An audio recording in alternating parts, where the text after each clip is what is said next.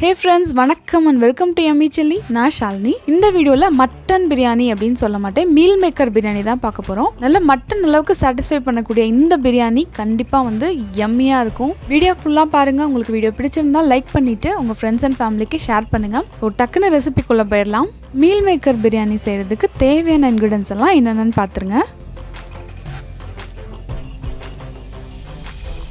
First biryani masala ready பண்ணிக்கலாம். அதுக்கு இதெல்லாம் grind பண்ணி நல்லா பவுடரா எடுக்க போறோம். 1 டேபிள்ஸ்பூன் மல்லி விதை, 1 டீஸ்பூன் சோம்பு, 1 டீஸ்பூன் மிளகு, 1 டீஸ்பூன் ஜீரகம், 2 பிரியாணி இலை, 2 இன்ச் அளவுக்கு உள்ள 2 பட்டை பீஸ் எடுத்திருக்கேன். இது நீங்க வேணும்னா 1 மட்டும் கூட எடுத்துக்கலாம். 2ங்கிறது கொஞ்சம் அதிகமா தான் இருக்கும். 2 நட்சத்திர பூ, 5 ஏலக்காய், 6 கிராம்பு.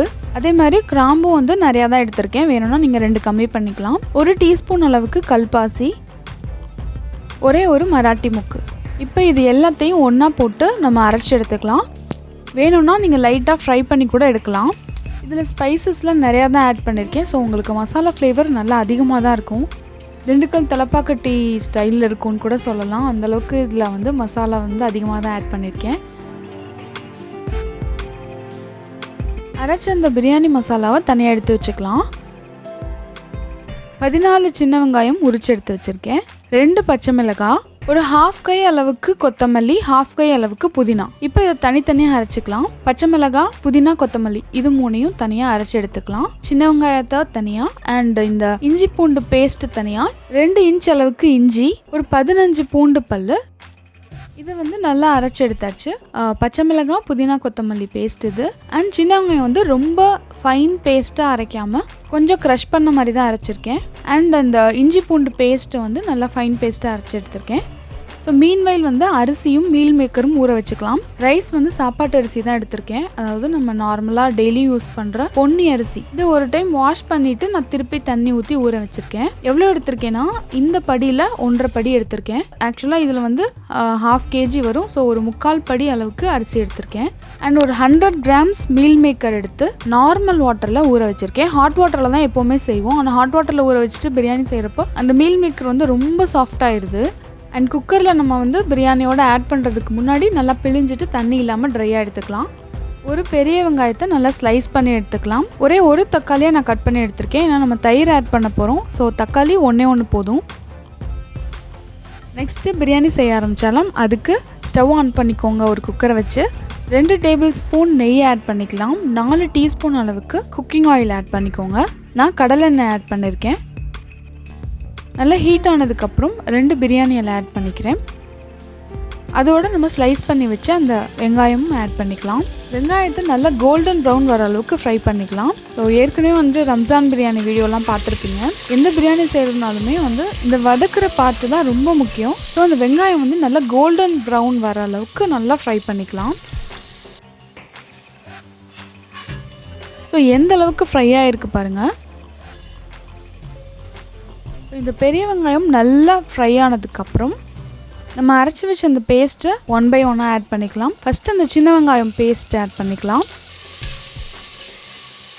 ஒரு நிமிஷம் அதை வதக்குனதுக்கப்புறம் இஞ்சி பூண்டு பேஸ்ட் ஆட் பண்ணி ஃப்ரை பண்ணிக்கலாம். நம்ம ஆட் பண்ண அந்த எல்லா பேஸ்ட்டும் நல்லா சிம்மில் வச்சு ஃப்ரை பண்ணுங்கள்.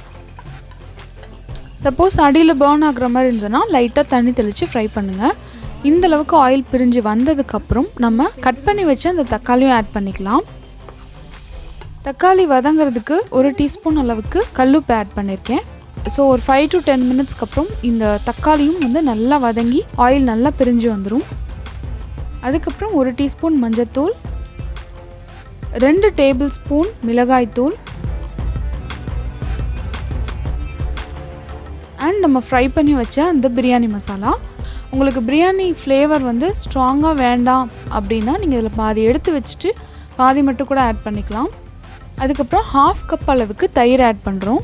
1/2 கப் அளவுக்கு அப்படின்னா 125 ml அளவுக்கு. நான் ஒரு படி காமிச்சேன் இல்லையா ஸ்டார்டிங்கில், அந்த அரிசி ஊற வைக்கிறதுக்கு 1.5 படி எடுத்தேன் இல்லையா, அந்த படியில் 1/4 படி அளவுக்கு வரும். புளிக்காத கெட்டி தயிர். அது தயிரையும் ஆட் பண்ணதுக்கப்புறம் நல்லா மிக்ஸ் பண்ணிடுங்க. நல்லா இந்த தயிர் பிளெண்ட் ஆனதுக்கப்புறம் இந்த மீல் மேக்கரையும் அதோடய ஆட் பண்ணிக்கலாம். மீல் மேக்கரையும் ஆட் பண்ணி நல்லா மிக்ஸ் பண்ணி விட்டுடலாம். ஒரு 2 நிமிஷம் கழித்து நம்ம தண்ணி ஆட் பண்ணிக்கலாம். அந்த மிக்ஸி ஜாரெல்லாம் வாஷ் பண்ணி எடுத்த தண்ணி தான் இது. 1:2 ரேஷியோவில் தண்ணி ஊற்றிருக்கேன். ஸோ 1.5 படி ரைஸ் எடுத்தேன், 3 படி வந்து தண்ணி ஆட் பண்ணியிருக்கேன்.